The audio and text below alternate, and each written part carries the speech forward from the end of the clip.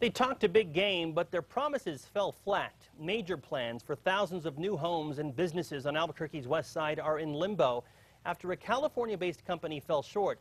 And that's just part of it. A promise made to heirs of the Atrisco Land Grant was also broken, and that is now the focus of a lawsuit. News 13's Crystal Gutierrez reports.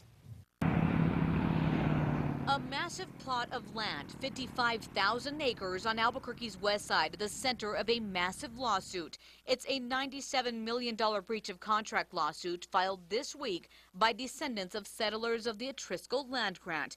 They're taking on California-based company SunCal. It's a David versus Goliath, which in this case would be Atrisco against the SunCal companies. Peter Sanchez, CEO of Atrisco Heritage, the foundation representing the descendants, says SunCal purchased the land in 2007 to master plan a community with land reserved for industrial plants and retail.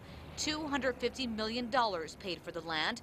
But SunCal also promised to pay $1 million a year for 100 years to a trust to preserve the Atrisco heritage, providing scholarships and help set up businesses. We got $3 million out of the $100 million payment. And that's it? That's it. The payment stopped? And the payment stopped. Sanchez says the last payment covered 2009, around the same time SunCal was in the midst of foreclosure proceedings.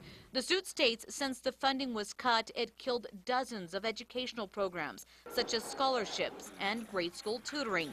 But that's not all that's been affected. While the company was planning on building the future on the Atrisco land, it promised to preserve its past. And the biggest, probably most attractive part of the bargain, particularly to the elder heirs, was the Atrisco heritage. No money means cultural programs were cut too, to include genealogy research and elder oral histories. Sanchez says that's a blow for the entire state.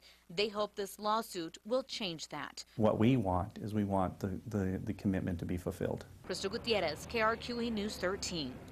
Sanchez says it's very possible the lawsuit could take 2 to 3 years to play out in court.